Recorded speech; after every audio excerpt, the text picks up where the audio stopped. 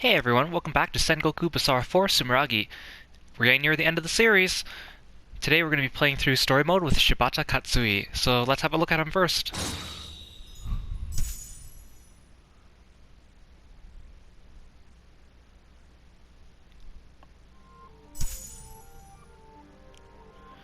Alright, so we're getting near the end of our playthrough here of the Basara series. I've gone through almost all the characters. The only ones we have left really are Senno Rikyu and Yoshihiro Shimazu.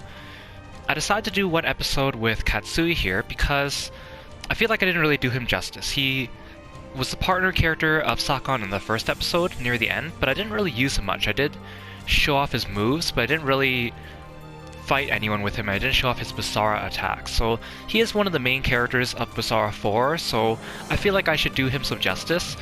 Now, for his computer partner, I think I'm going to pick Nagamasa, and that's similarly for the same reason, is because I didn't really give him much attention during Oichi's episode, even though he was the computer partner. I showed off his moves, but I didn't actually use him against any enemies, and I didn't actually show off his Basara attacks. So I'm going to take the opportunity to do so now, give them some time in the spotlight.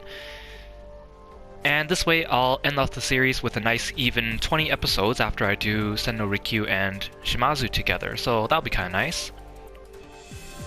So, Katsuie, I actually haven't really talked too much about his role in the story. I think I mentioned it here and there a little bit. So, Katsuie is a general of Oda Nobunaga, and in the Basara series, he tries to rebel against Nobunaga and basically fails. And so after he fails, he becomes very downtrodden, very somber, very melancholy. He seems pretty sad. You could hear his musical theme sounds kind of dramatic and kind of negative in terms of its emotions. It feels like he's like suffering on the inside. So I think it's a kind of an interesting spin on his character. The original historical Katsuie was a general that served Nobunaga until his death, and then afterwards he battled with Hideyoshi for control of Nobunaga's army and basically lost. So he didn't, at least to my knowledge, he didn't really rebel in quite the same way.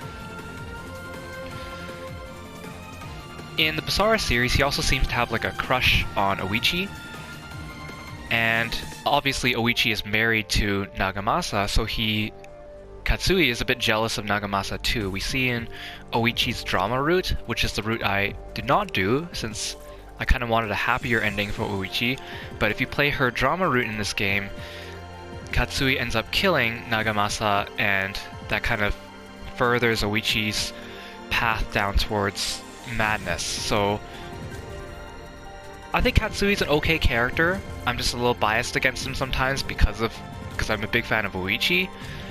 But he's super fun to play as. He's considered almost a broken character in the game in terms of his gameplay. So I think I'm gonna have fun with this episode.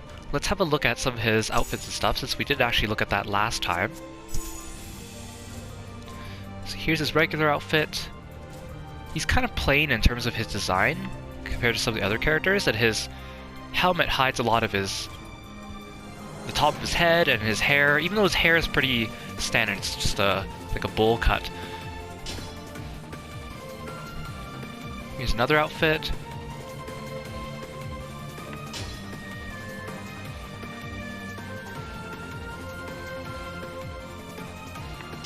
Here's a DLC outfit. This one's pretty cool. It's a Monster Hunter outfit, kind of like Yoshiteru's, who covers him in like full armor and makes him look pretty cool. I do like that like square knee guard he has. In some of his attacks he does end on one knee, and he kind of kneels on that leg specifically. You can see his shoulder pad also has like that square on it. So we saw this before, but his attacks are basically centered around the idea of geometry. And so you'll see he carves a lot of like perfect shapes using like the slashes of his moves and stuff. He has another DLC outfit that I don't have. When Basara 4 Sumeragi first came out, you got a few different outfits depending on which Japanese store you pre-ordered it from. So there was one store that gave Katsuie a version of Nagamasa's armor. So his armor became silver and red, and some of the shapes were adjusted to be more like Nagamasa's. Let's look at his joke weapon.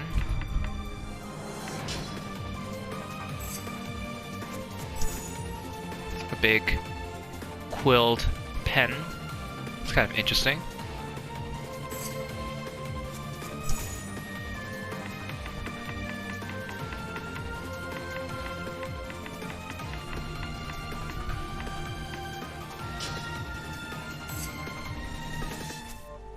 Okay, and let's look at Nagamasa too.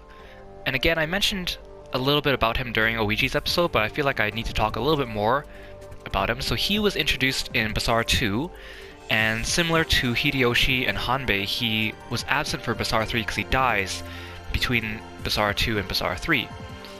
They brought him back in this game, partly because he's important to the story, and also he's pretty popular, and Basara 4 is a kind of reimagining or retelling, or prequel if you want to think about it, of the previous Basara games. So some of his stories take place before his death between Basara 2 and 3, and some of them, like he's mentioned by Oichi afterwards, depending on which route you take and if he survives or not. So his entire gameplay revolves around this Super Sentai kind of theme, and even his story is kind of like a tokusatsu reference as well. So he strikes a lot of poses when he finishes his moves. He'll attack and he'll strike a cool pose, and sometimes you'll see like onomatopoeia of Japanese kanji and words appearing on the screen, kind of like almost like comic book speech bubble type of thing. Most of his attacks revolve around powering up his moves, and he has like a buckler, shield, and his sword as well. So let's look at his outfit. I showed this off in Maria's episode, I think. He looks quite nice without the helmet, actually, but not too fond of the color scheme on this one. Kind of a villainous outfit on this one. And another Japanese pro wrestling collab. So Nagamasa's story is basically he is the husband of Oichi, but he used to be an ally of Nobunaga as well, but now he's rebelling against Nobunaga because Nagamasa fights for like justice.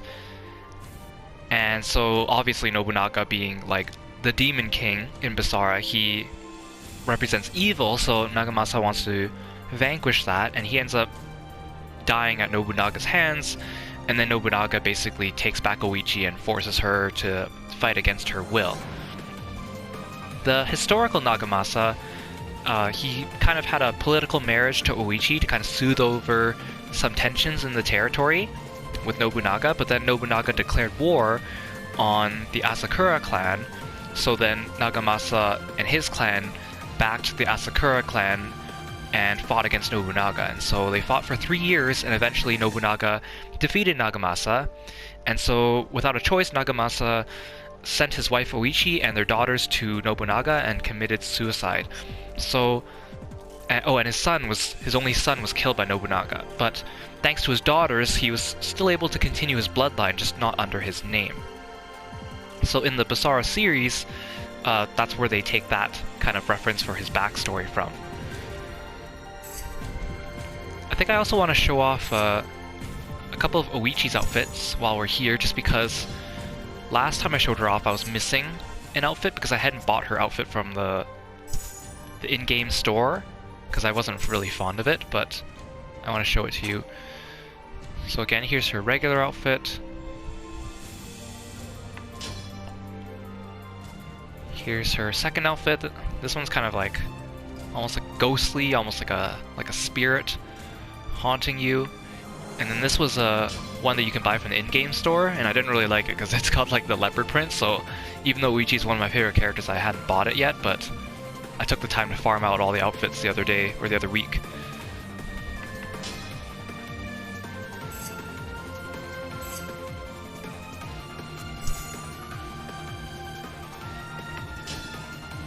Okay, so let's play through story mode.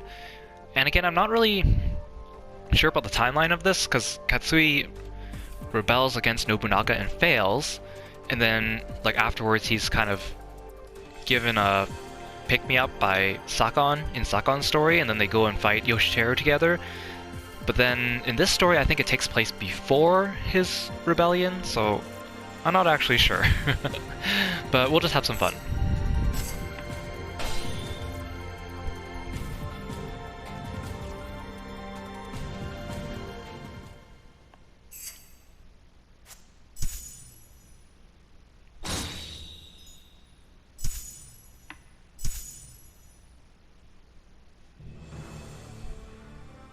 That あなたの望みとあらば。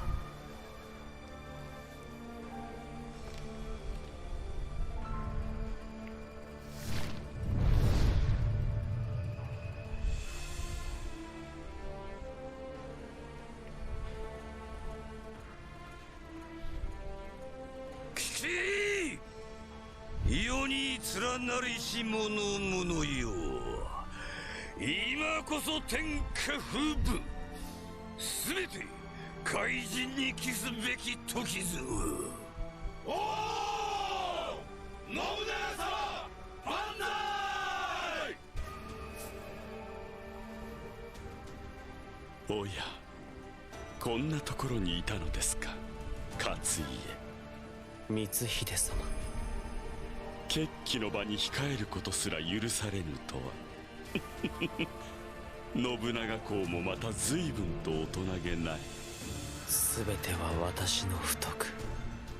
そう扱われるだけの不敬を犯してしまったがゆえに。分かっているのならばまあいいでしょう。あの方の先兵としてしかと働きなさい。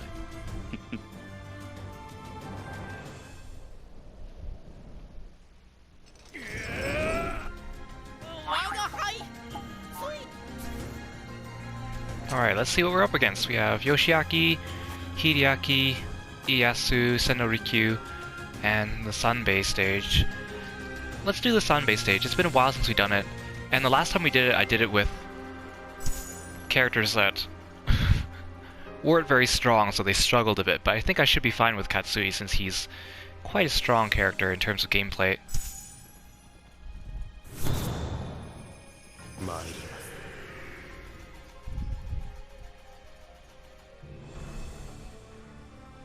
Watashi wa 元成君が留守にしていた厳島だ。落とすのはわけないさ。いい具合に番犬も見つけたしね。ちくしょう、いつまでも小生に構わないでくれ。小生とっくの昔に豊臣軍を抜けてるんだよ。なんで俺様まで捕まっちまってるんですか。俺様はもう誰の指図も受けないんだよ。So I mentioned this in a previous episode, but I guess I haven't brought it up since. But the reason why I call this the Sanbei stage, or, well, that's what they call it in the game too, is because we're fighting Hanbei, Kanbei, and Matabei. So it's 3 beis, or sun, which means 3 in Japanese. So Katsuie fights using, like, geometry. So we'll attack, you'll see all these very straight flush lines and perfect circles and stuff, which is quite aesthetically pleasing. It sounds like a boring thing, like geometry theme, but it looks really cool actually. And so here's his triangle move. Moving triangle. Here's guard. And guarding triangle. You can press that multiple times later on too. Guarding square. And then R1.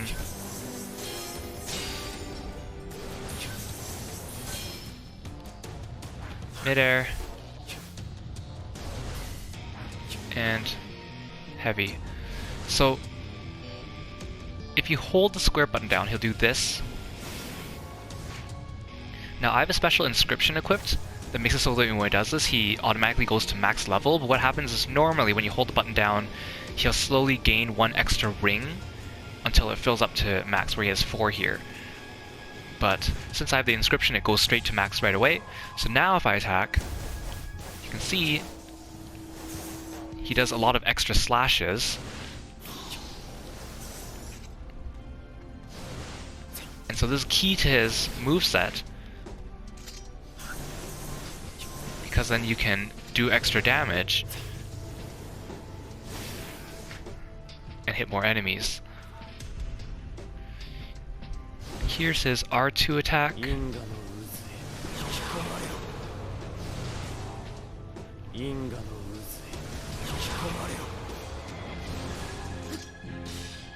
Here's the second one. This is a grab, so he'll come up slowly walking, and if he hits an enemy, he'll have them by the throat and then slit their throat. Here's another R2 move. You turn into like helicopter mode, I guess. You can press buttons to jump and attack.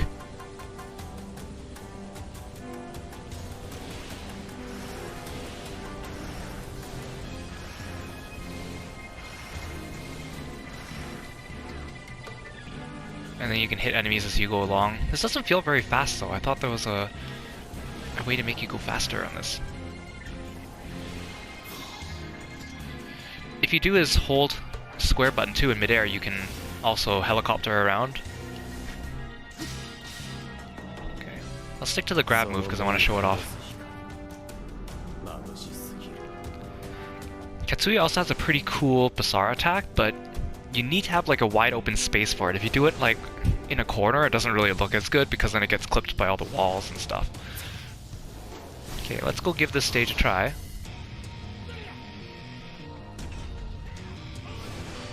So again, this is Motonari's stage. It's been invaded by Hanbei and Kanbei and Matabe. So if you do Motonari's story to introduce this, he is not happy about having his place overrun by these guys.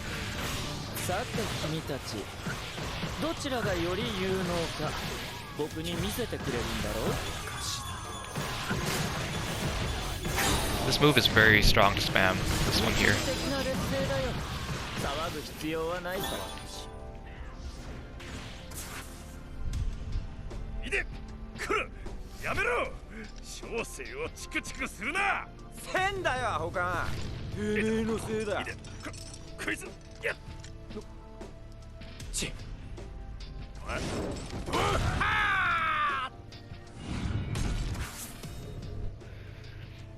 So Kanbei and Matabe are not getting along.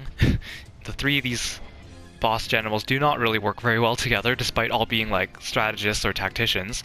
So our job is to make tensions between Kanbei and Matabe escalate so they don't work well together. So I think last time we went right, so I'm going to try going left first this time.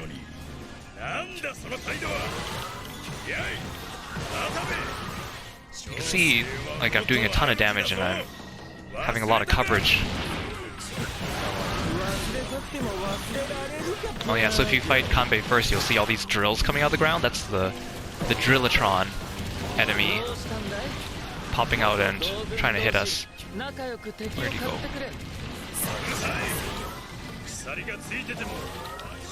Can I do my grab on him? Where is he? Where did Kanbei go? Oh, he left, didn't he?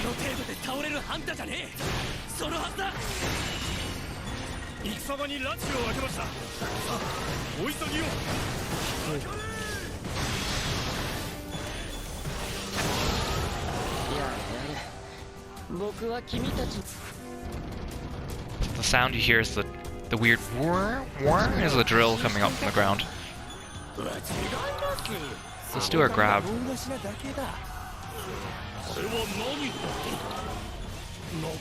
It's kind of neat. It's a little slow though, but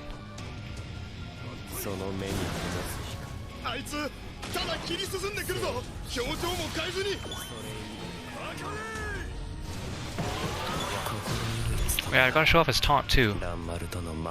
He takes off his helmet, I think, doesn't he? Oh no. He just looks at his hand. Okay.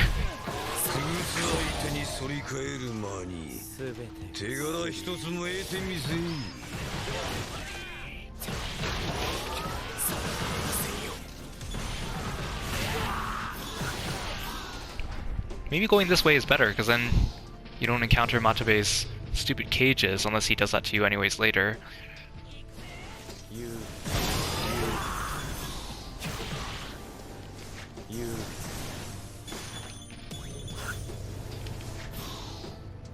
Oh yeah, there we go. Oh, but he knocked me out of it. How kind.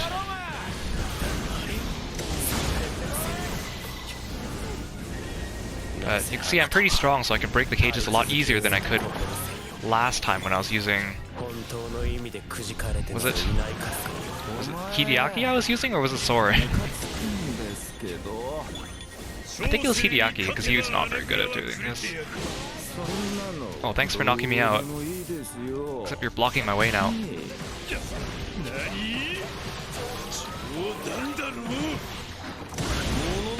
Oh my god, this is so annoying. This stage is not fun for a beginner or like a low-level character. Oh no, no! Let go of me! Let go of me! Let go of me! Oh, that's so annoying. I want to use my Basara, but... Oh, he's like invulnerable. I mean, I guess I should have gone for the base because I think that makes him stop, but...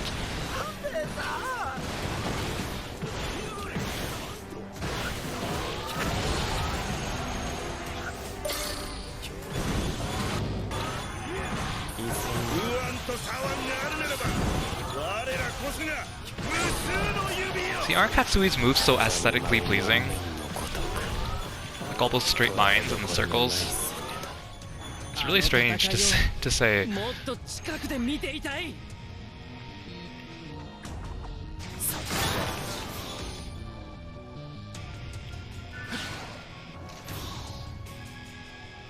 Yes, I forgot the stage is blocked off a little differently in this version compared to Mojinari's.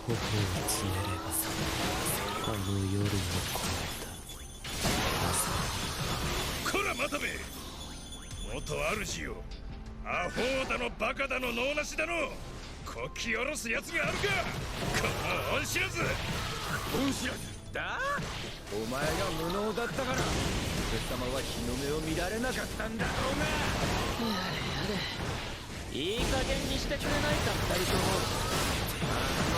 もさあ俺様に恥かかせて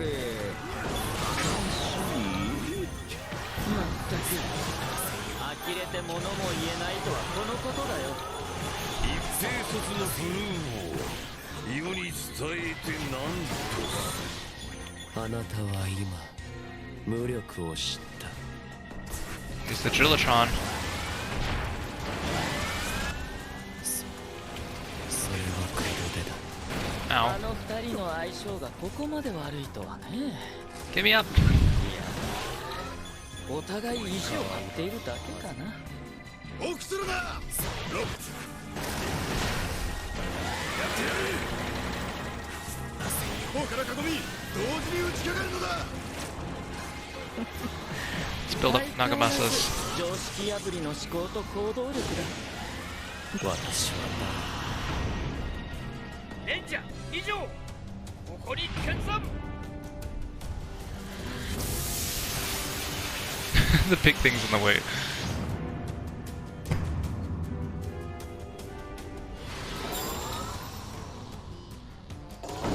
Nice.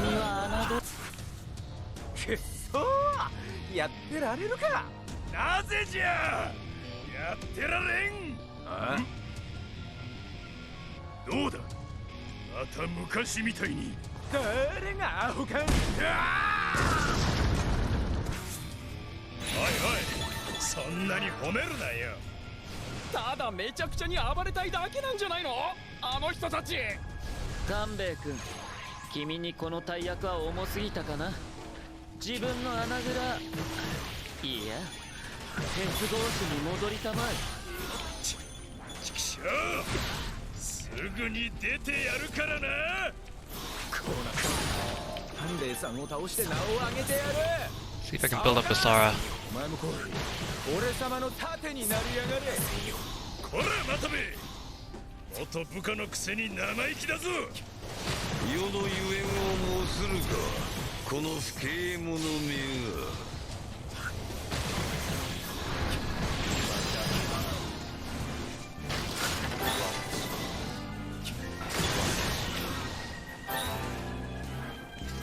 したね。彼らを頼った僕の失策だ。甘んじて非難を受けよう。ひるむな。今日の戦もみんな一緒だ。 Oh, last time we fought them separately. 悪いね。急いでいるんだ。早く済ませよう。僕がこうして夢を見ていられるうちに。Okay, let's do our Basara attack. 君も君も君も。まとめて相手してやる。 That cool? 番犬にもならない上に主人に You 限 create this giant like cage prism thing. So if you're against a wall, the camera angle was really funny, and the thing clips into the wall. So it's the fact that I have to fight these guys together. Does that mean I did the stage correctly, or does that mean I did it incorrectly? Because last time Kanbei and Matabe were locked up, and then we had to fight Hanbei first, and then they came out afterwards, so...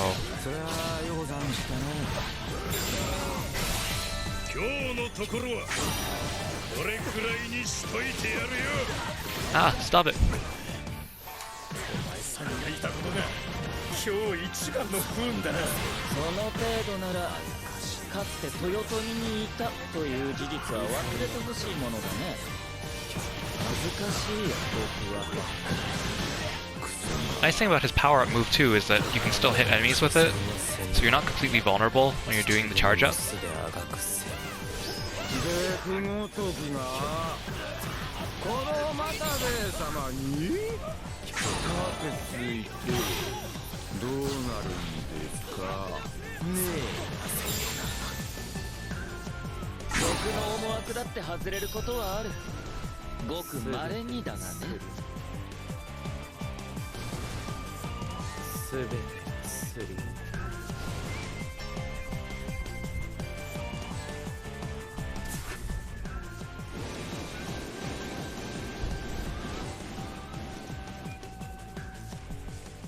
いかなる言葉ももう遅い。この心には届かない。なぜならとうの昔に私は止まっているのだから。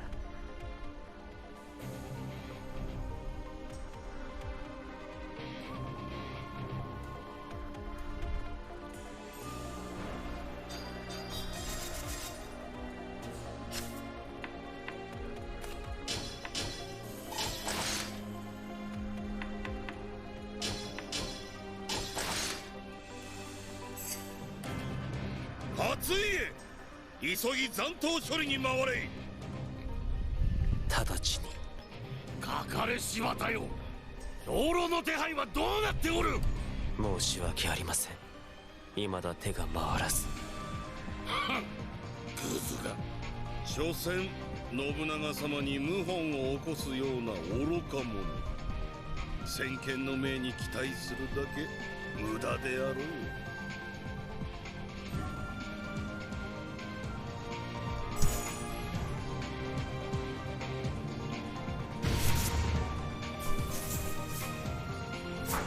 川中島にて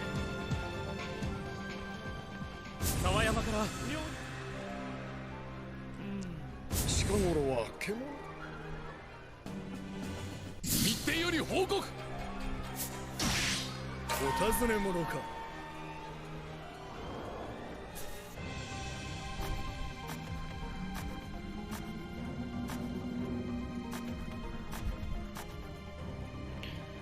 Let's try Sokka on stage, since these two have a rivalry with each other. Maybe I'll save Nagamasa for the next stage, just so I know this gambling stage is a little bit of a pain in the butt.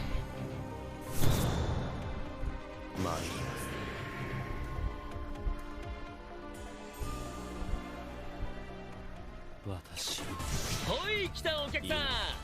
三成様から預かった沢山の城をかけて俺と一丁勝負と行こうぜ。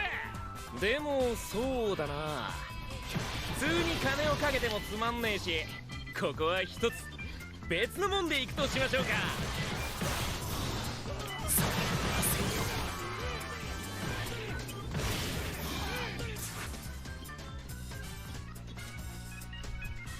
ちょいと俺と7番勝負ってのはどうだい？俺は超に張った。さあさあ、サイを振っておくんな。 I'm so strong. Okay, odd numbers.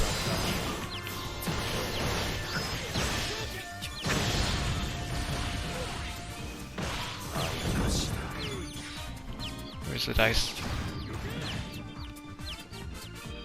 No. No! My health is so low. Good thing I'm strong. 博打に負けると何やら体の力が抜けるような。これは侮れませんぞ。 Okay, like when I first came back to playing this game after so long and I forgot how the stage worked, I was doing it with Oichi and I had the difficulty like spiked up. I don't think I had it on like the highest difficulty, but it was like the second highest difficulty, and I totally forgot how to do the stage. So I lost the first gamble and her health was like incredibly low, so I kept dying and I was like, why? Then I looked up a guide again and I was like, oh, I remember how to do this now.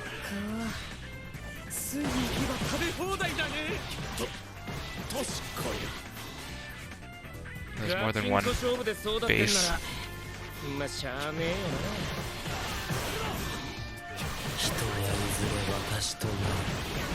それが遅いか早いかせんよ。笑顔のままに死ねる者などいないのか。一つ Come on. 皆さんまとめて弔って Odd, please.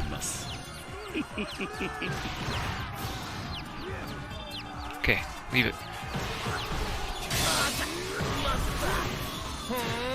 なかなかやるね。でもそれが続くと思うなよ。 It also didn't help that since I was playing Oichi, I had her inscription on, which made like the demon hands spawn randomly around the field the whole way, so they kept knocking the dice around. Not a great idea on my part.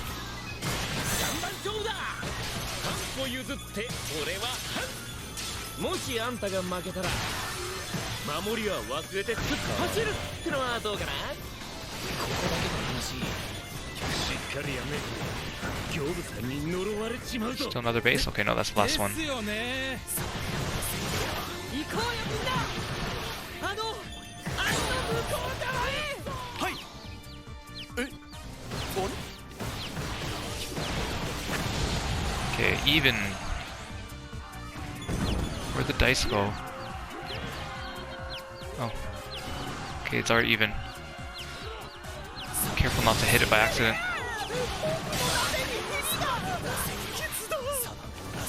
Oh, I didn't mean to do this move.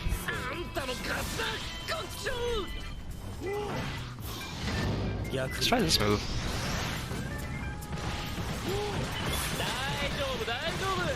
I could see how this would be useful if it was faster.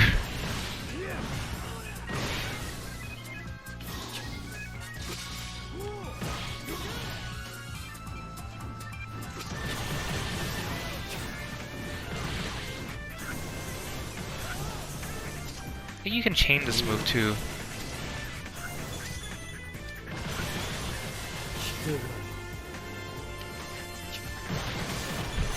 I'll just spam this move because I like this one.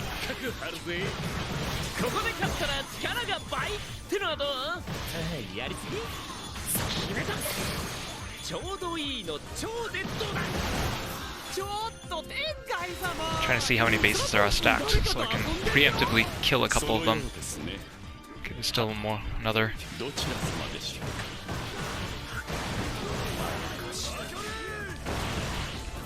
Okay, that's the last one. もう少し強気に出てもいいんじゃないですか。 7秒法は大傷のもとなし癒さねばなりません。 Okay, so I want odd ones on this one. 戦場を完全に掌握して Where's the dice? Oh, that's not the dice. Where is it? Where is it? It's like over here. What the heck? That was not fair, Sakon. よしこれで敵の攻めは一気に衰えたぞ。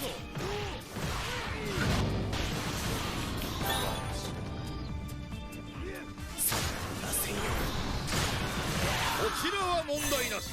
他に回るといたしましょう。ほら盛り上がってきたっしょ。5番勝負。残りも少ねえし、ここでドーンと気合い入れてこうぜ。いや。 Did I get my attack lowered? Was that why I lost? Dang it. 抱かぬに越したことはない。あなたがそれを抱くのであれば心より蔑すも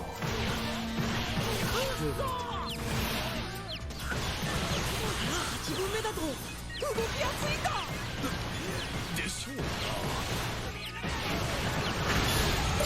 先を得られるものなど Okay, I want odd. の一握りだ Okay, sweet. 私にもあなた方にもそれはあまりに遠すぎる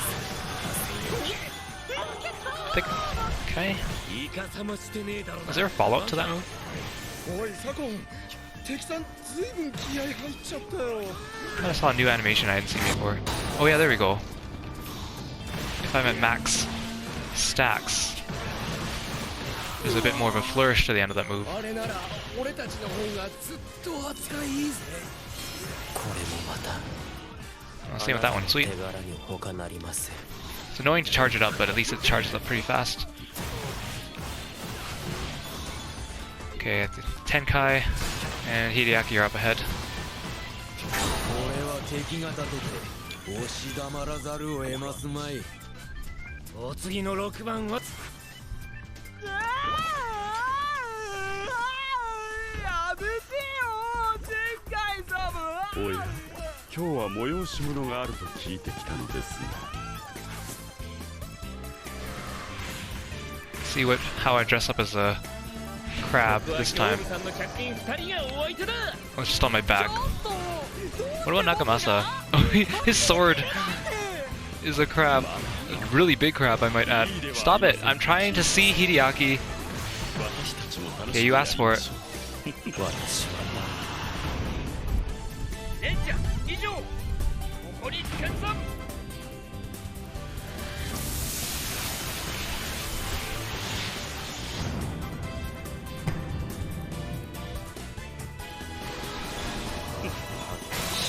しようと土下座しようと意味がない。 Look at that big guy. He has like a giant like daikon head.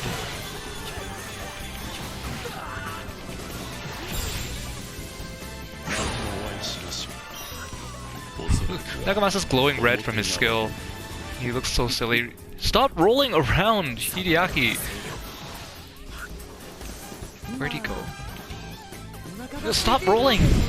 I hate that move when you're fighting against him. Where is he? Stop rolling around.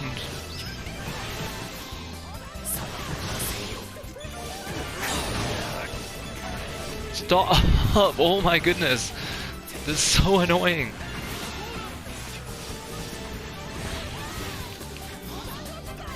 No, stop it. I gotta stop you. He has like super armor when he does that too. It's so annoying. He hasn't done that to me before. Maybe it's just because of the difficulty level or something.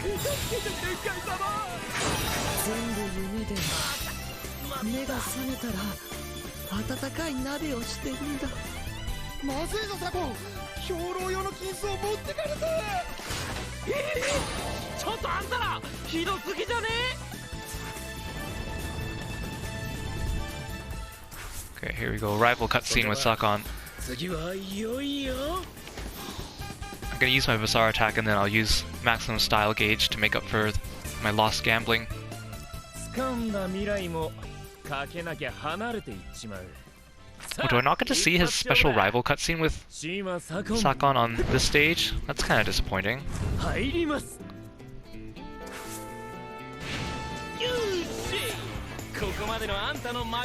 Oh no, he's super powered.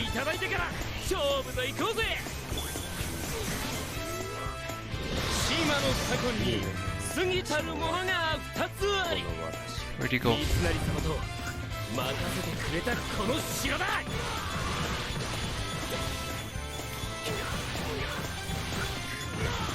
べ、こんなダセえとこ三成様には見せらんねえっての。はいなるよ。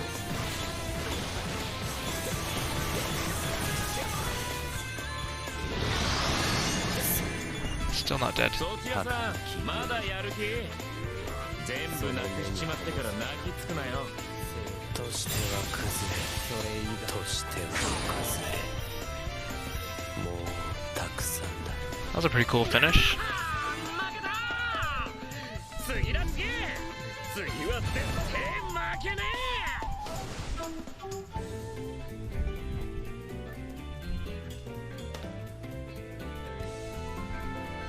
Still disappointing I didn't see the rival cutscene, because we didn't see it in Sakon's either, because we had the story cutscene.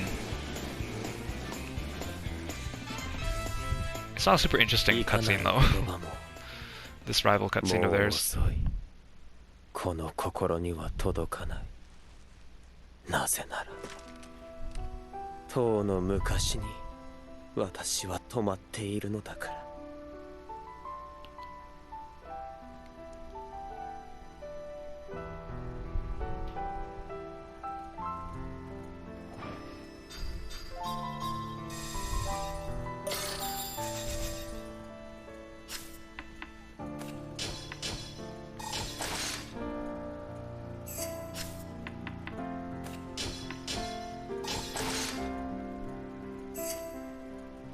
次なる戦、お主はおとりを務めるのだ。良いな。は、みこし入道のごとく目立ってみせましょう。ただのあやかしかぶれが生意気な。いやいや、これがそうでもないのだ。こやつはかつてな、物陰からじっとお市様のお姿を。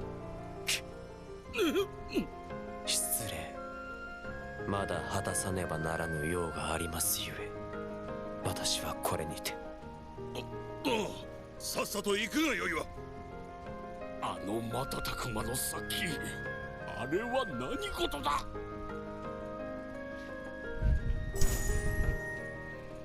Okay, let's see what's up next. おかしなしかとし。甲斐の虎が。峡谷の姫が。姉上。この辺り。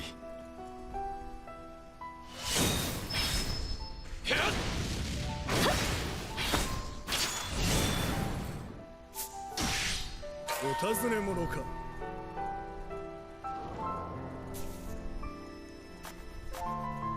Yoshiaki, you're still here. I kind of want to do this fight against the 3 ninja characters, since we've seen this cutscene pop up a couple times, we haven't actually picked it. I usually don't pick it because it's kind of like a duel. You just fight them one-on-one, it's not an actual stage, so it's not super interesting, but it does have a cutscene that follows, so let's do it since, for the sake of completion.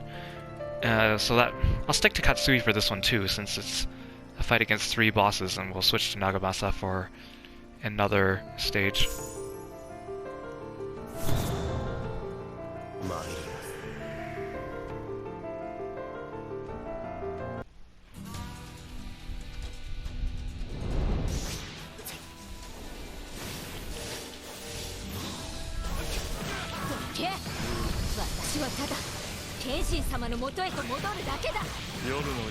Sorry, Sasuke, you just happened to be within range, so I'm beating you up first. Ow!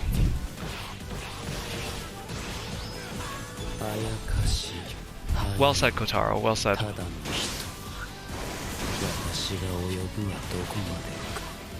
おまけに間の悪いお客さんと来た。夜はうちらの時間だって教わらなかった。お前らと遊んでいる暇はない。 Oh, who keeps shocking me? Is that you, Kotaro? さて、ここで問題。この俺様は本当に生身の俺様でしょう。 Is it just random lightning?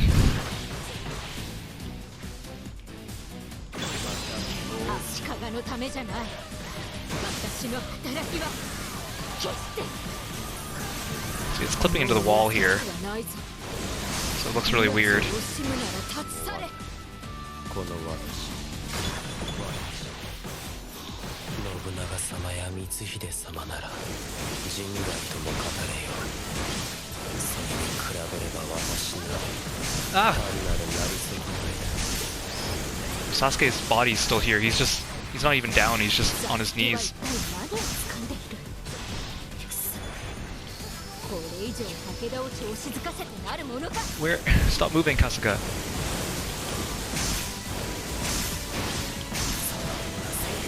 Random lightning is so dangerous. It's getting stronger.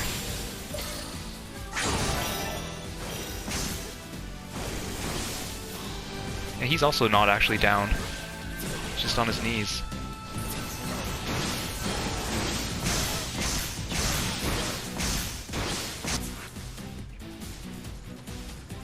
ま、ここでの勝負は痛み分けってことで。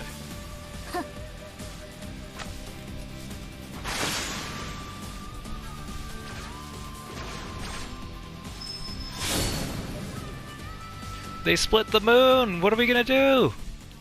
We're going there in Final Fantasy XIV. We can't split it. And we're also going there in Grand Blue in a few weeks. If you play those games, you'll understand what I mean.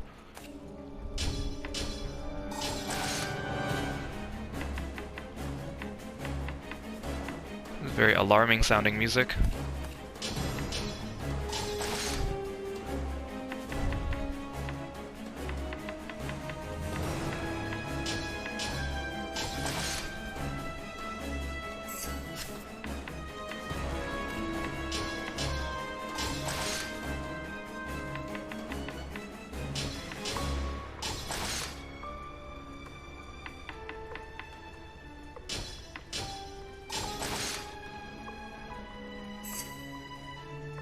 どうにも戦果が伴わないようですね、勝家。まあ、あの者たちの報告を鵜呑みにする気はありませんが。いえ、すべては私の力不足がゆえ。そう思うのであれば、まずは功績を上げなさい。降格のみで済ませてくれた功の恩義に報いるためにもね。は、そのためならば私はガキにもなりましょう。所詮は打てど響かぬ鉄か。まあいいでしょう。今日のところはお休みなさい。仰せのままに。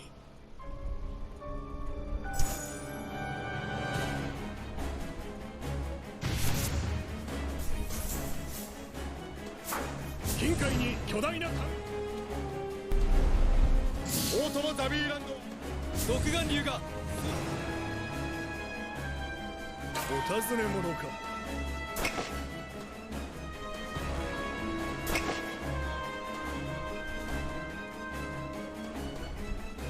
Alright, so Katsuie also has an anime route, but we're gonna do the drama route.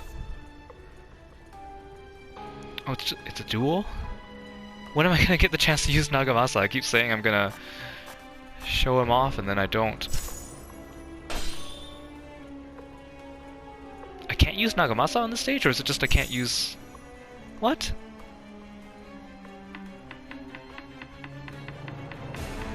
I don't recall why. Is it just story reasons? Like...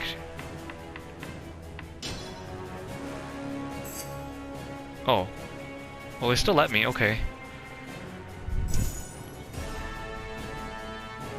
Okay, that was weird.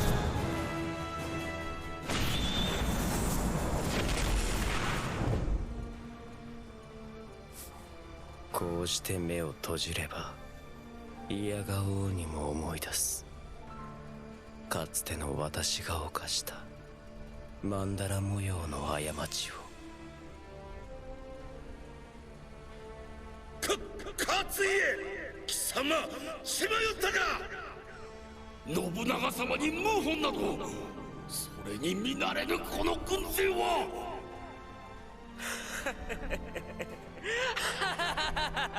去るお方からの預かり物だ。つまり私は選ばれたのだ。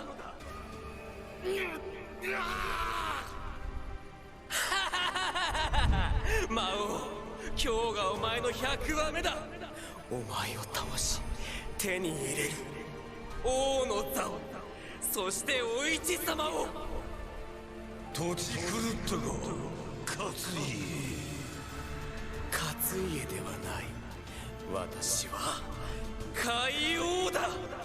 誰が認めずともこれが私の海帰譚だ。 That was a very different side of Katsui. This is a flashback sequence.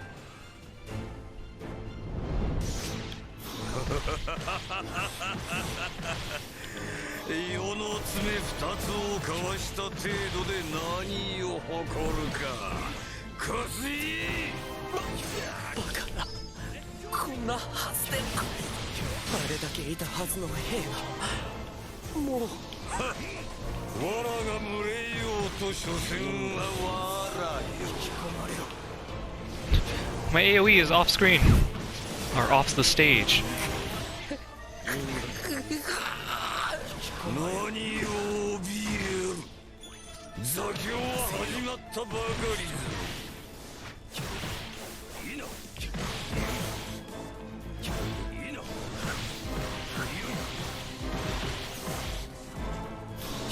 私はお前を倒すんだ。お前を倒しお日様を得、たった一人の王に。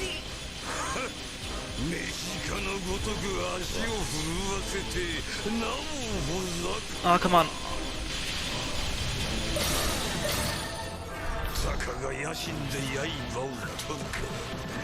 世の眼も霞んだものぞ。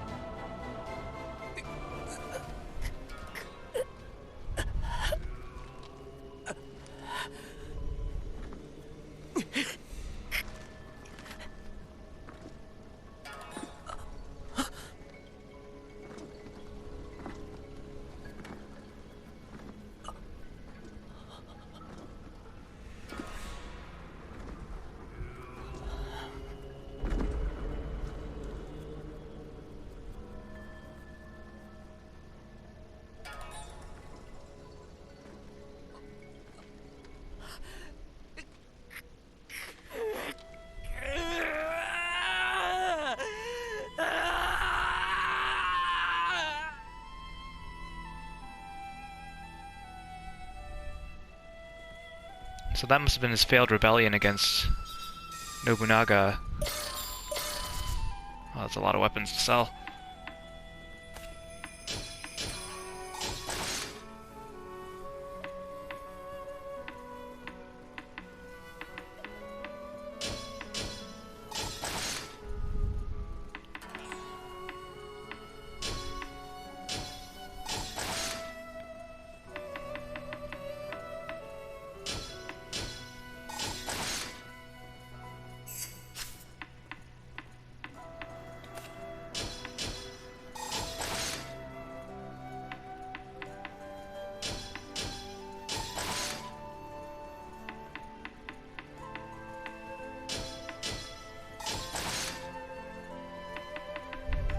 I wish when you sold it, it didn't just bring you back to the top of the list and it kept your cursor on the same weapon so you could just keep going.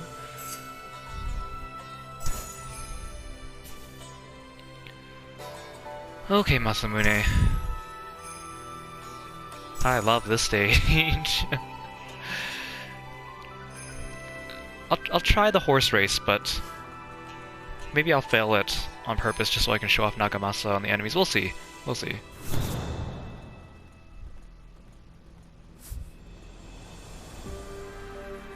今でも思い出すだけで手足の震えが止まらない。信長様の目をまともに見やることすら叶わない。なんという弱さだ。こんな私がなぜ王など目指そうと考えたのか。もし仮に化粧としての生でも受けられたなら。勝家、すぐに出陣の準備をせよ。竜王と名乗る不届きな蛇を抹殺するのだ。おおだと参ります。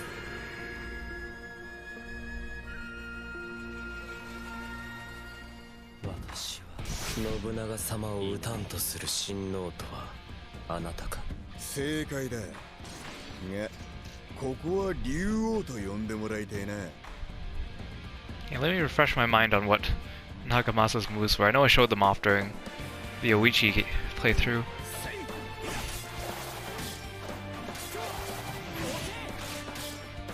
So he does the poses afterwards.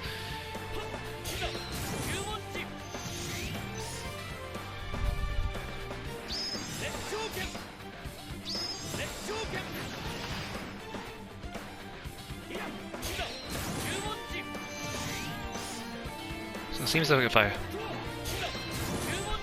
hold some buttons down, sometimes it does differently. Like this triangle move, but then if I hold the button down, I know that if you press the button like at just the right time when his shield and his sword glint, he'll stack up his buff, but because I have a special inscription on, I can stack it up easily using one of his other moves.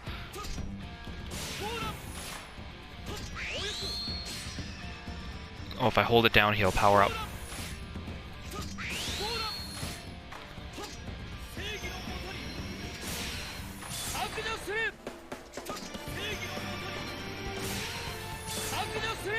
So like level 1 of his buff gives his sword a glow, like a lightsaber, and then level 2 gives his shield a glow, and then level 3 gives his entire body a glow. Oh yeah, there we go. So I just powered him up another level.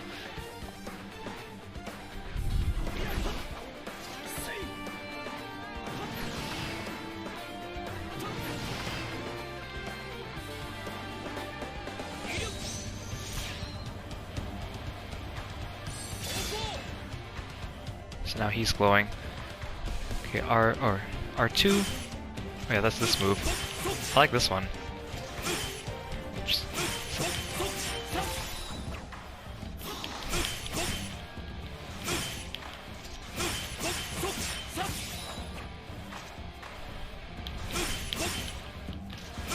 I'm not exactly sure how you get all the hits of this, because if I just mash it, he doesn't completely do it. Oh, if I did that time it worked. Okay, that's kind of weird. You probably have to have just the right timing.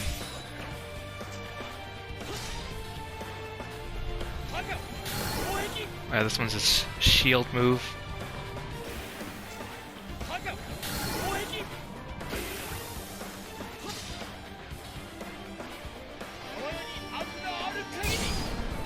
That one's explosion. Okay, let's stick to this one. Oh, lost the buff.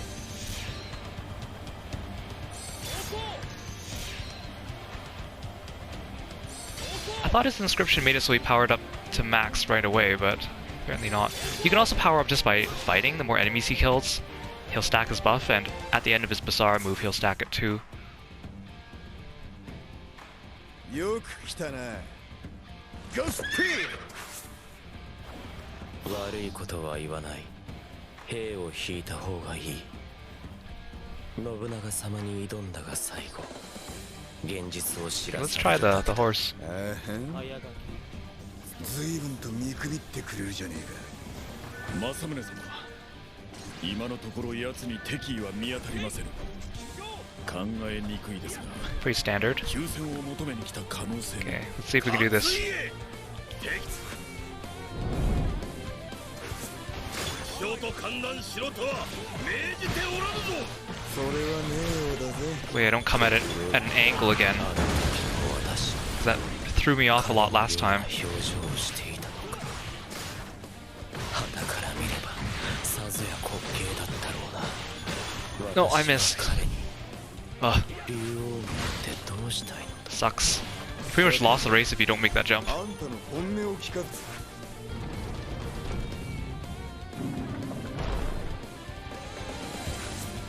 だが遠慮はいらねえぜ。政宗様を信じる。どんな言葉でも笑いはしね See, that's not fair at all.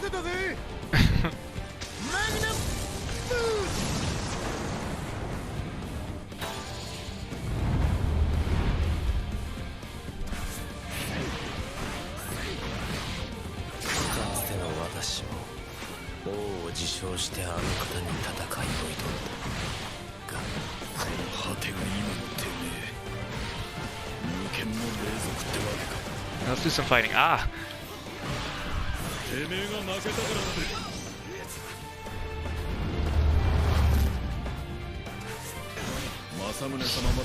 See, Katsuie can charge up his buff so easily, but Nagamasa, I gotta really try for it. I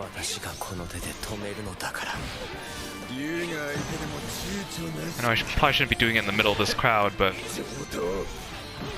Stop it! Come on, you're so annoying. Oh my goodness. I forgot to show up that move too. There we go.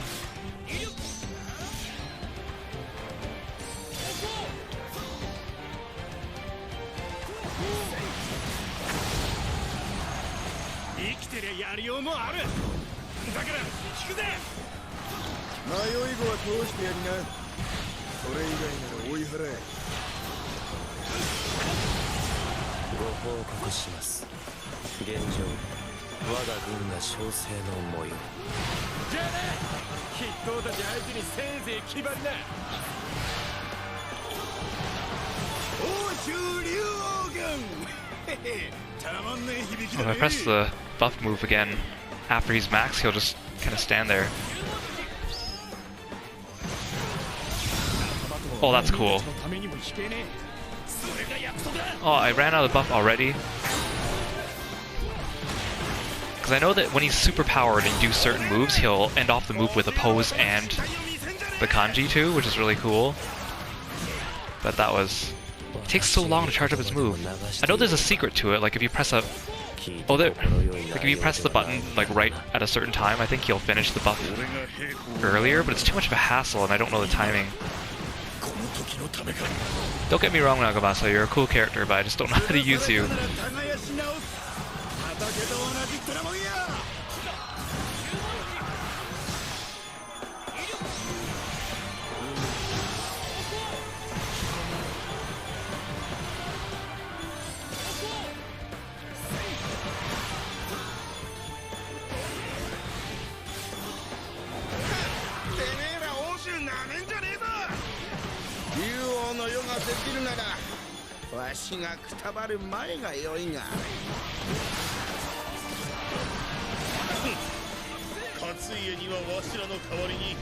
Just run through the fire, I don't care.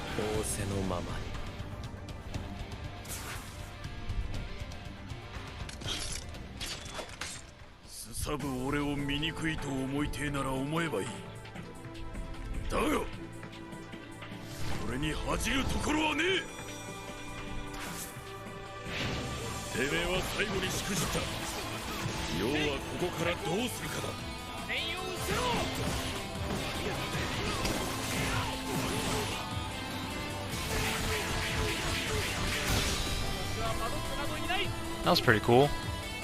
I love the trope of like turning your back right as the explosion happens.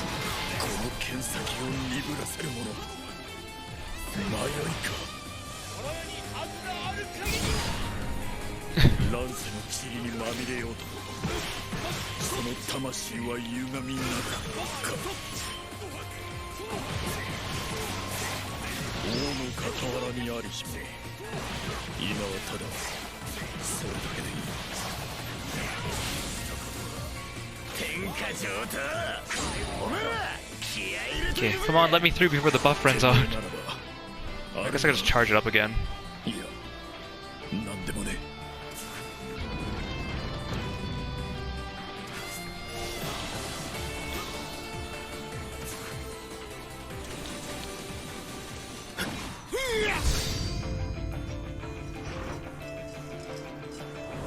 Those eyelashes rendered so well.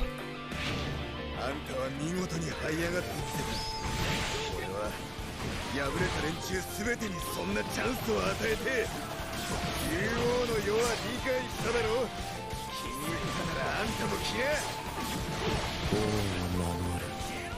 その罪の行き先を知りたければこの私を見ればいい。伊達氏、あなたが王であるなどと断じて認めない。上等で、その理由は？あれだけの思いをした私を差し置いて他の誰かが王になるなど受け入れられるものか。頼む、王にならないでくれ。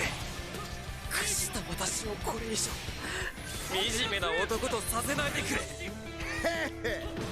なんだ、あんたいい魂を持ってるじゃねえか。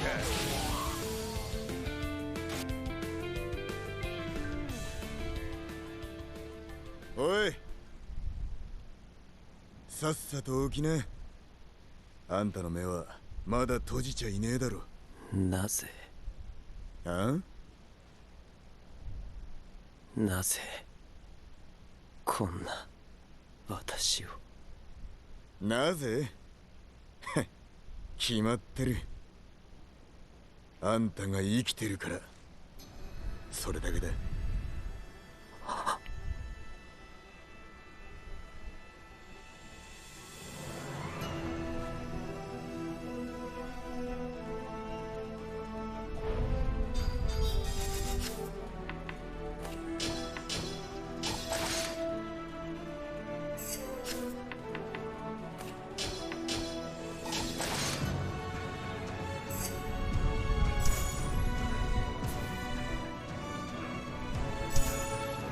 Okay, so we haven't done this stage yet, actually. So this is the Honoji stage, which is the fight between Nobunaga and Mitsuhide, and you basically intrude upon the two of them. So judging from the timing of this, so it looks like Masamune is taking Katsuie to go take down Nobunaga after his failure. So this is before Mitsuhide kills Nobunaga.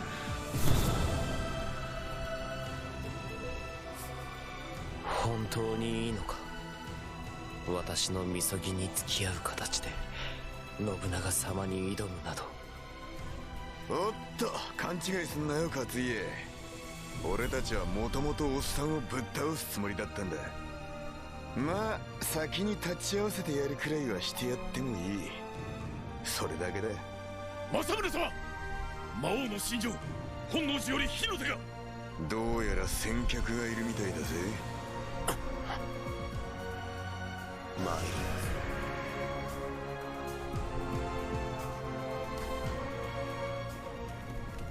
私はようやくこの時を迎えられましたねえ、信長公。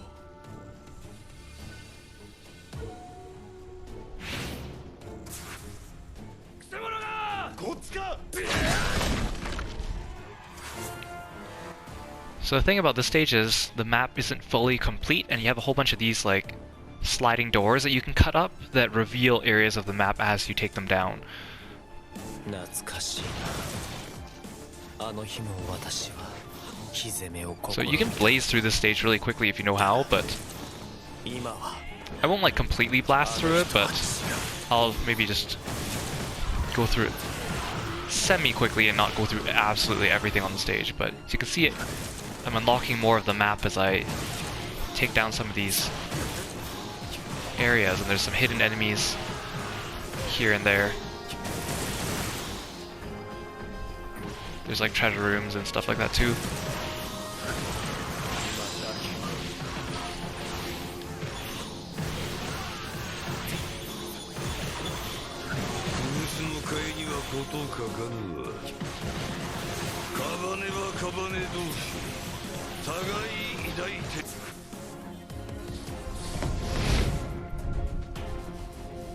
敵は我が目の前にあり。So you can go left or right, it doesn't really matter, either one will take you to the bosses. I don't usually do both paths just because it's not a great efficient use of time, but you can go back and do both. Let's go right. Doesn't really make a difference. Slightly different enemies and pathways, but...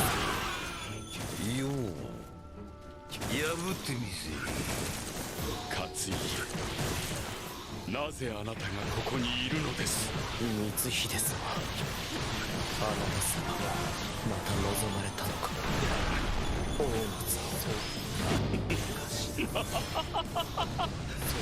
私のこれとあなたのそれを一緒にしないでください。光秀勝家、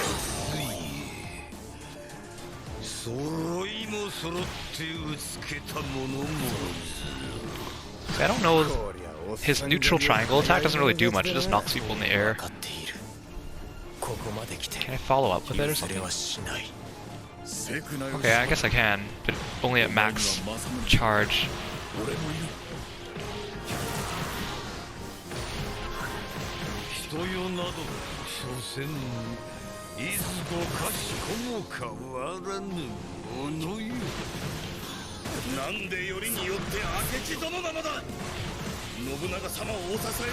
Ow. Ow, there's so many bomb guys here.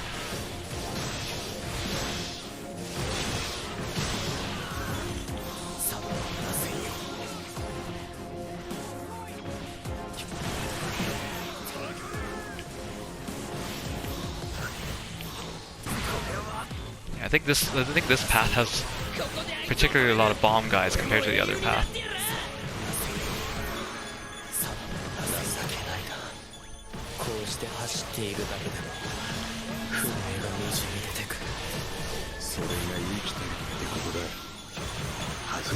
See, Katsuie's charge-up move is so much better than Nagamasa's. It's almost unfair because it's stronger and it's easier to charge.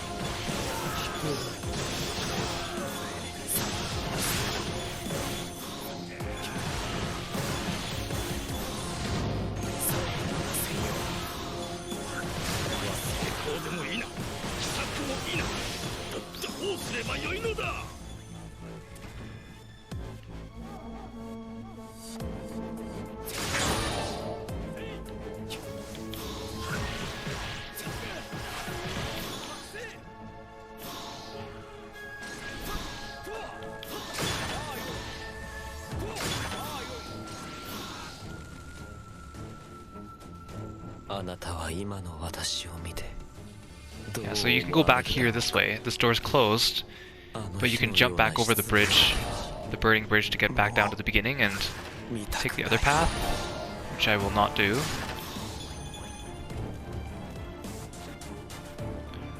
Kinda want to do a double Basara, but Nagamasa doesn't have it built up yet.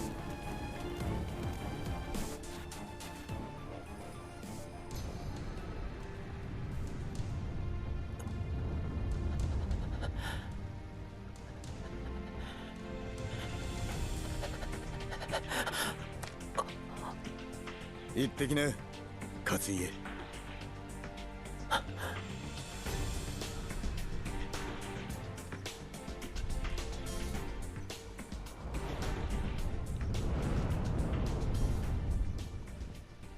魔の傀儡を否み、竜の傀儡となり果てたか。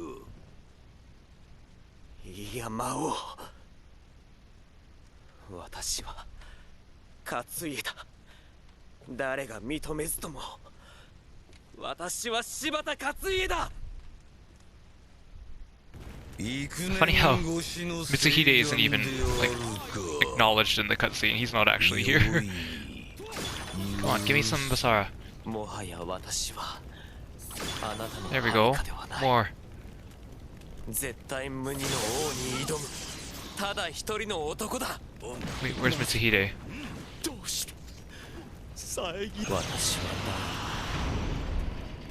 Also, the main theme of Basara 4 Sumeragi is playing in the background right now for this fight, which is why you don't hear any music, because it's removed from the video recording due to copyright. In case you're wondering why it's oddly quiet, you just get to enjoy the soothing sound of my voice, right? I actually don't think my voice sounds that great, but a lot of people tell me they like it, but it's a bit of an ego boost, I suppose.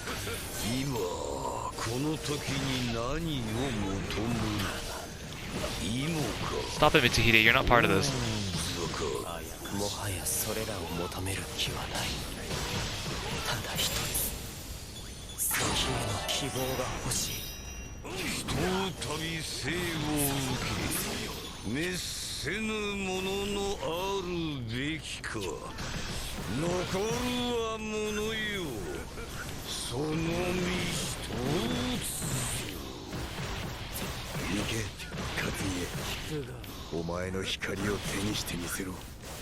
Personally, I think the main theme of Basara 4 is better than the main theme of Basara 4 Sumeragi. It sounds more like an actual battle track, so when it plays during these final fights, it feels more like a final fight. While the Sumeragi theme is good, but it's not really like battle music. You'll need to go look these up later if you want to know what I'm talking about, since I can't play them here. Oh my god, I slacked off for a second.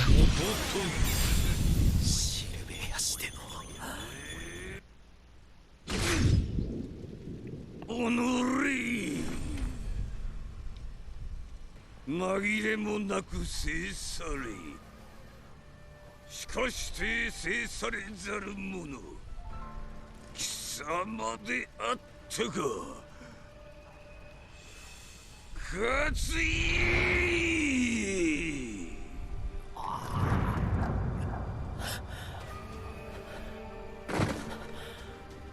私は勝てたのか。信長様を超えたのか。ああ、お前の勝ちだ、勝家。お前は切り開いた。自分の力で目を見開けたんだ。私は先を手に入れたんだな。ああ、そういうことだ。Here we go! 帰るぜ、勝家。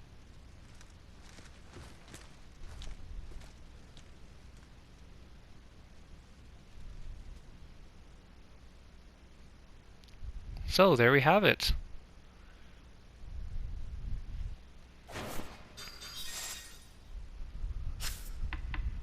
So, I'm gonna do a little bit of free play after this. Don't go after the credits.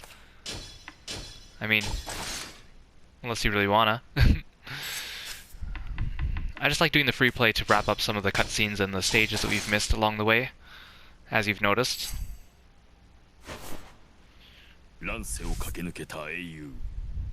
I do like this ending theme though, and again, you can't hear it because it's blocked from the recording due to copyright. I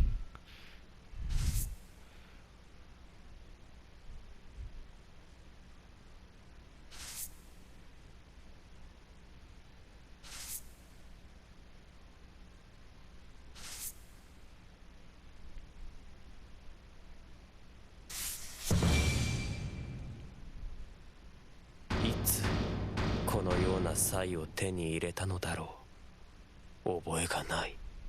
だが捨ててはいけない気がする。その時代は1000年の時を超えて繁栄を極めるのであった。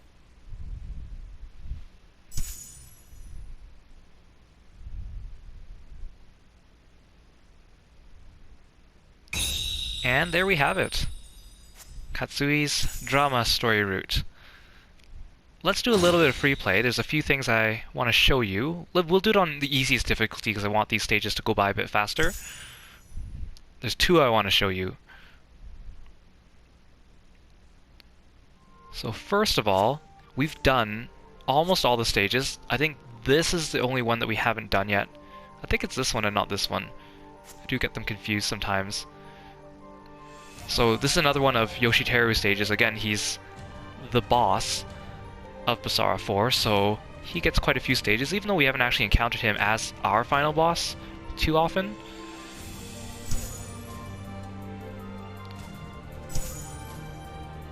And I'll turn on the roulette mode for fun. Maybe if we're lucky we'll get something like Miyamoto Musashi. He's like the only character we haven't seen yet because he's such a rare encounter on the roulette.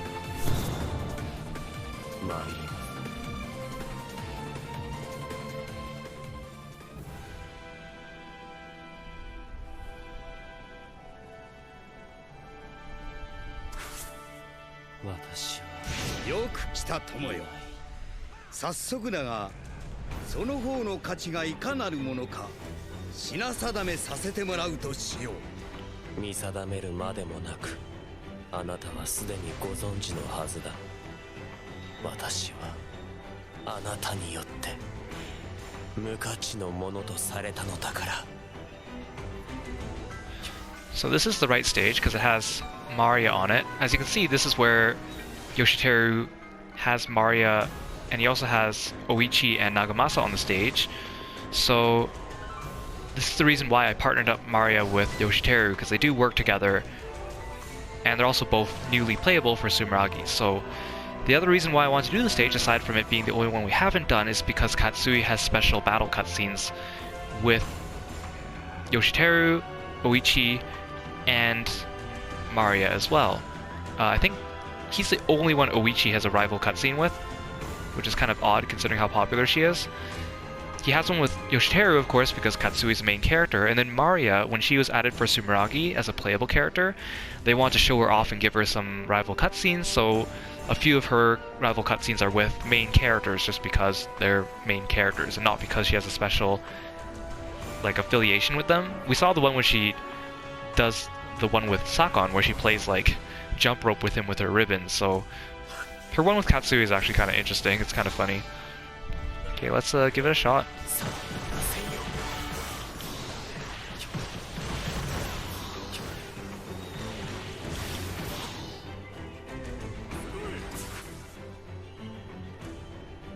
Haru-sama 不在の雨子には将軍家のご恩がある。そして今、僕がそれに報いる時。I totally forgot that Shikanosuke was on the stage. As you can see, he doesn't have his armor or Oya-san with him yet, so he's not very strong.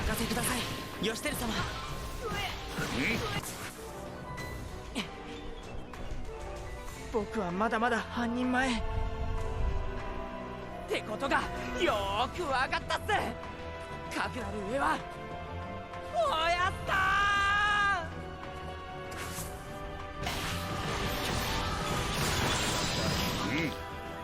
揺るぎなき信念を持つ面白い。忍んで会いに来るならもう静かにお願い。 Oh, yeah. Okay, I guess I'm playing as the Rising Sun now. うぬらのさらなる限り粘りを見たいな。なんとして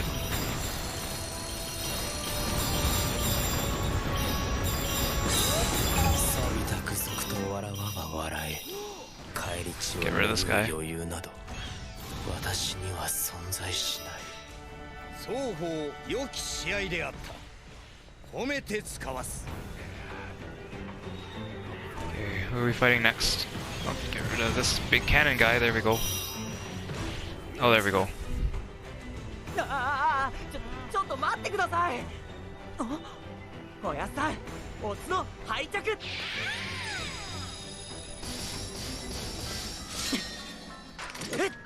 山中鹿之助。操作開始。おやさん、この Sorry for throwing bombs at you, Oya-san. You were just in the way. 勝家で遊んでいる者どもらと一緒にしないですか。危なくなった親さんだけでも Here's Haru-sama for you. Shikanosuke, he's right here. 今以上に振るわれよ。出なければ帝に怪我ならぬぞ。 Oh, he's crying out Haruhisa's name, and Haruhisa's right here, standing over his body. It's kind of funny. Good poor Oya-san. わかった。感謝しよう。鹿の友よ。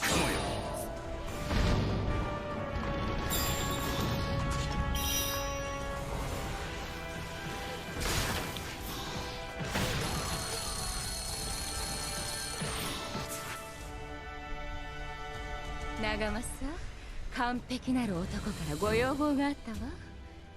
あの者の技量、それを引き出すのよ。夫婦仲良くね。姉上、またそのような傍若無人を。Oh! I got the skull, but this is not the version I wanted. I do not want to be converted.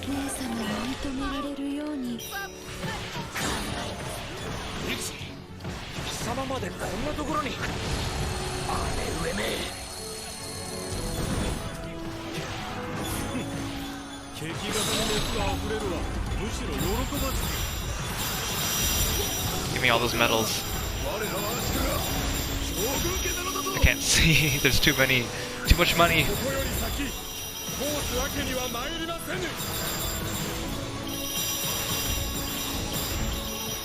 Okay, I don't have time to farm out all of them.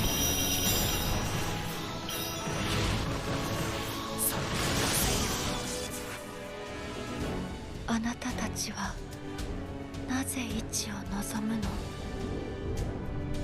一対一にどうしてほしいの？ Oh, do I not get to see Katsui's rival cutscene with Oichi? あなたなら教えてくれるの？ But she only appears on 2 stages, this one and Maria's stage, so I'm surprised. Okay, I'm trying to hit this guy. Oh, there we go, here's the rival cutscene. ようやくお会いできました。あなたも長政様を殺しに来たの？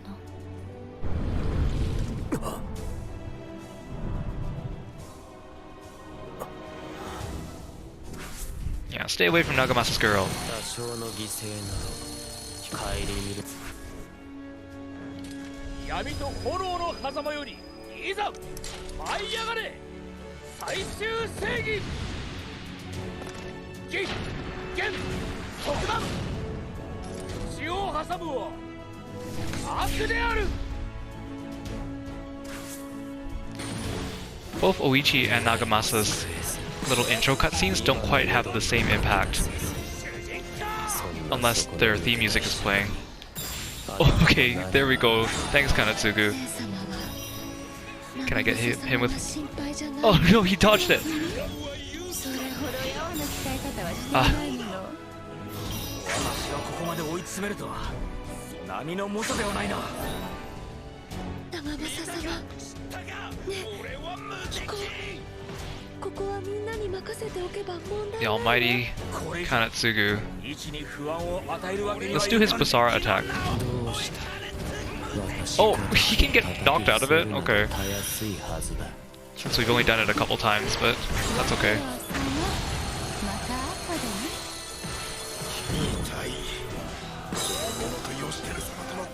No, not again!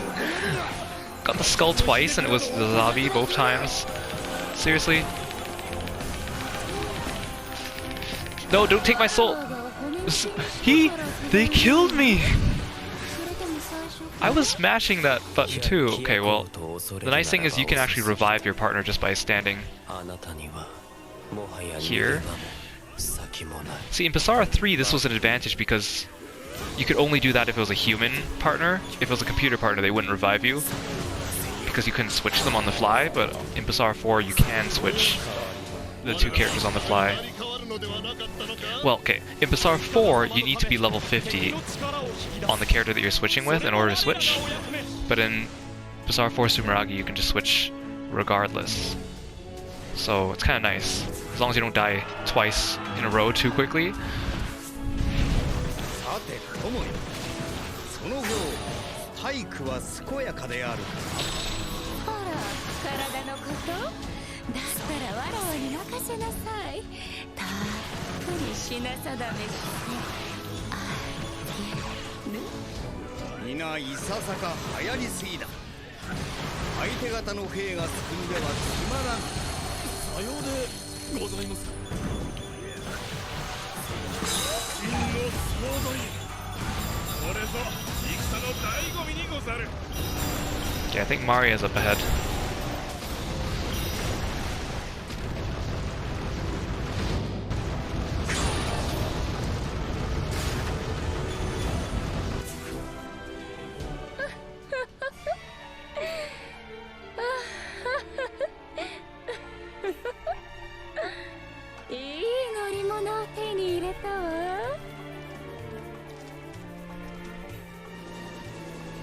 I don't know why that's so funny, it's so random. 全力で世を阻め、友柄よ。お市様の傍らにありながら、その立ち振る舞い。 Man, the Basara attack on this Rising Sun is super strong, even though it's a self-destruct. Well, all the guys are gone. Oh.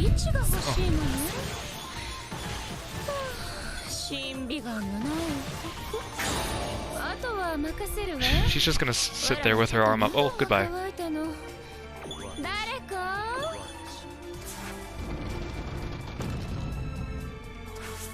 武士の棟梁、その下で死ぬるこそ誉れよ。みんないなくなってしまったな。 It's kind of annoying when you do this move. Katsui doesn't shoot in a straight line because he turns at a slight angle just before he shoots. So it's a little bit annoying if you're just trying to snipe something from a distance. Okay, I don't have time to kill all you guys. Goodbye. So you'll recognize the area up ahead here. This is the stage where you just straight up just approach Yoshiteru for a fight. We saw this when we did Magoichi's playthrough. Hey guys, at ease, soldiers.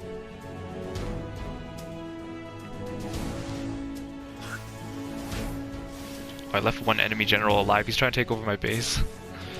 若き息吹よ、運命を明日を作れ。私にそれができるというのか。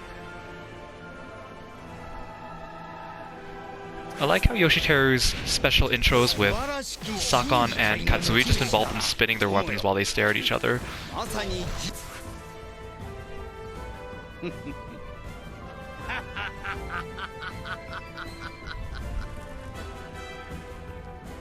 いいな。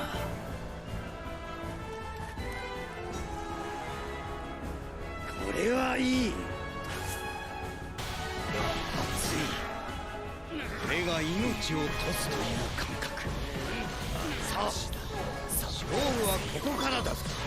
試合を続けよう、友よ。願わくば世に変わり、時代を作れ。面白き時代を。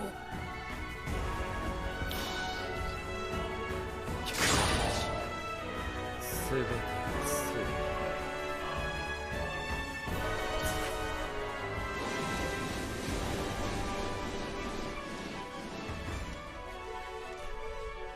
いかなる言葉ももう遅い。この心には届かない。なぜならとうの昔に私は止まっているのだか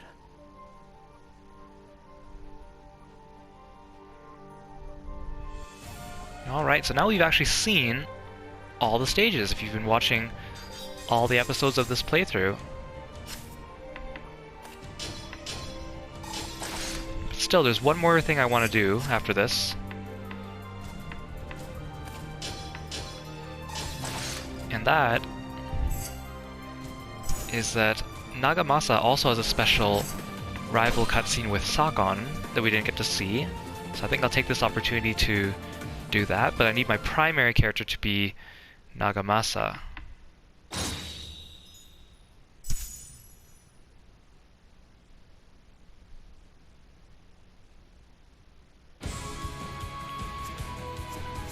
So there's a few stages that have Sagon. I'm going to do the Battle of Sekigahara, since that one's actually pretty fast to do at a low difficulty because everything's so close together on that map. Oh, I guess I was leveling Kanbei last time I was playing Nagamasa, because he should not be there. Okay, since it's a Katsuie playthrough, I'll still use Katsuie though.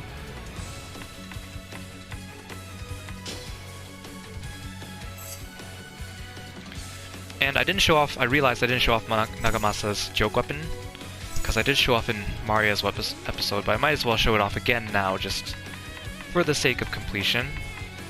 He gets like a air traffic controller and a sign.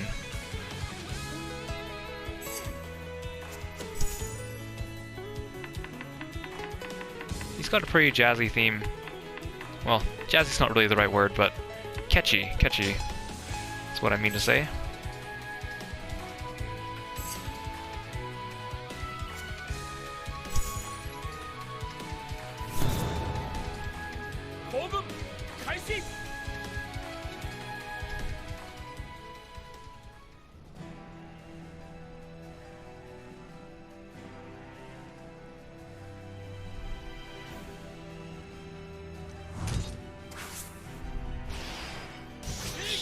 様の偉業を汚す愚者どもがこの約束の地で醜く切り刻んでやる。勢力を超えて徒党を組みし悪の手段め、私が来たからにはもう好き勝手はさせる。大谷殿、武田と一時休戦の日。 Man, money. I was kind of hoping for the skulls, but damn it, ninjas. Trap me in here.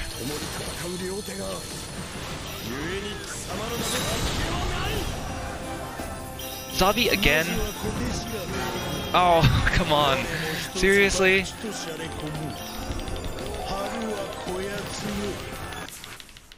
I'm in the middle of something, guys. You can see the zombie spotlight in the background there of the cutscene.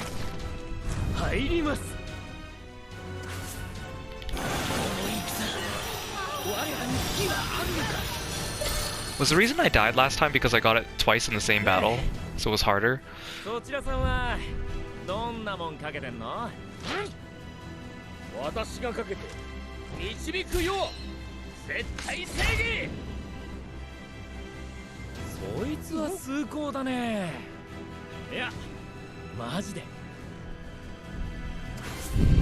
Sakon's so smooth, I love him.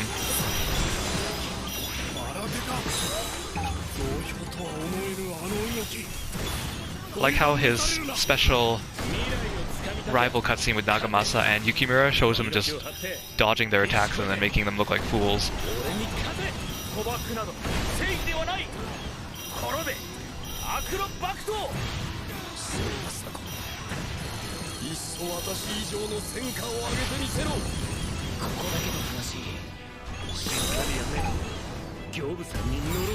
Oh, okay, here we go. This Rising Sun's pretty good for this stage because you can just plow through all enemies.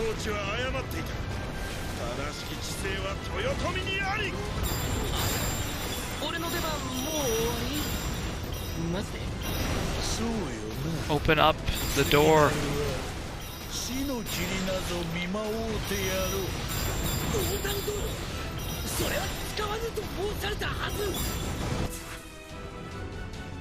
Okay, we'll skip that cutscene since we've seen it enough times.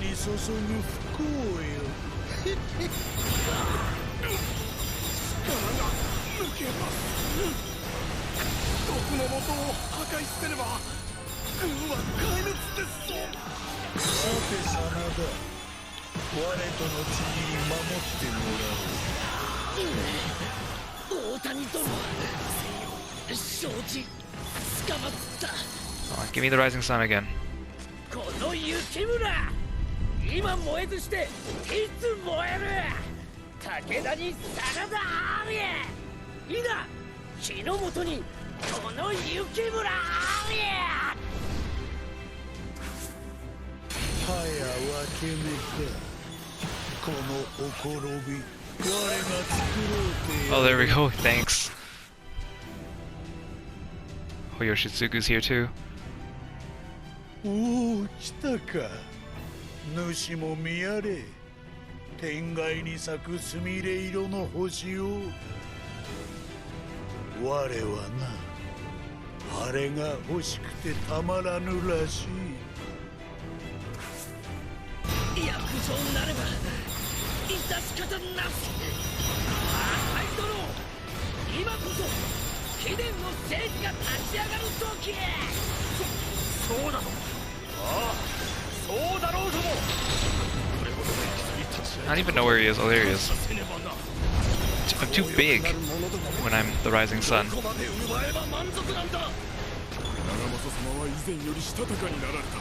It's a good thing when you fight the rising sun, it's not as agile as when you play it.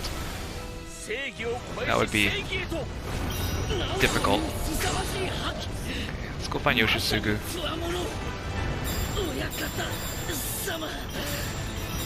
申し訳ございませぬ秀吉様の強兵がいともことごとく仮にも魔王を操るなど義憤の He died pretty easily. 難しかろうなんなら我に預けてしまえ Took over my base? 守れもしよう位置を豊臣にだと確かに守れるやもしれん貴殿らは信用ならん我が本当に求めたのだ三成様我が軍の被害は甚大もはや立て直せませぬ I still don't understand this move. Just because I could understand it if you actually move fast during it, but you don't. 兵は下がれ奴は私が冥府へと送りつける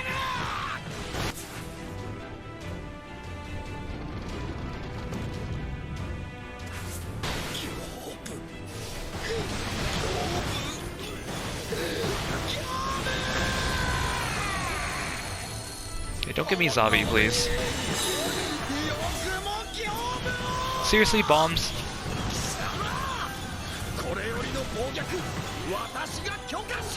We got so many skulls on this episode, and yet still haven't seen Musashi. That's too bad. I mean, I just want to show him for completion's sake. It's not that I'm particularly attached to him. Well, I wanted to glide down like a helicopter, but I pressed the wrong button. 後悔はねえさたとえ外れくじでもよ敵が弱いんじゃない大将が強すぎるんだ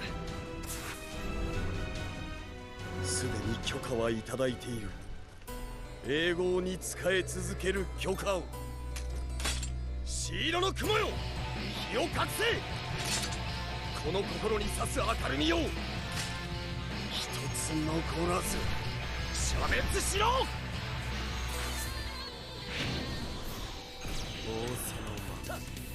貴様私に詫びろ秀吉様の兵に詫びろ秀吉様に死んで詫びろ私もこの花湯さ甘んじて受けるものか威厳ばかりは断じて許せぬこの手で成敗してくれよそれ以外 Nice finish. 登れもう一度木漏れ日のようなあの日々に It's funny if you use this move and you don't hit anyone. You just kind of walk around like this for a while.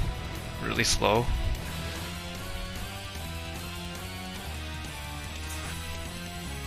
見出したこの正義決して手放しはしない姉上ち加速せよ。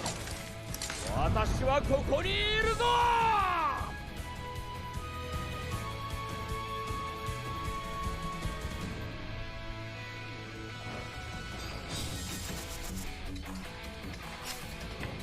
So many weapons.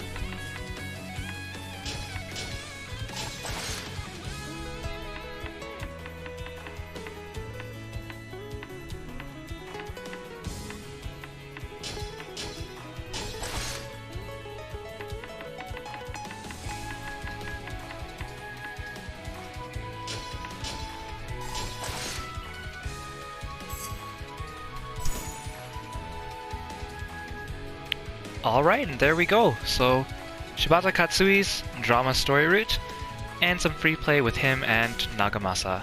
So coming up next will be the last episode of Kiro Plays Sengoku Basara 4 Sumeragi, and we're going to be doing Senno Rikyu and Yoshihiro Shimazu. So look forward to that, and I'll see you in the next episode. Thanks so much, and goodbye!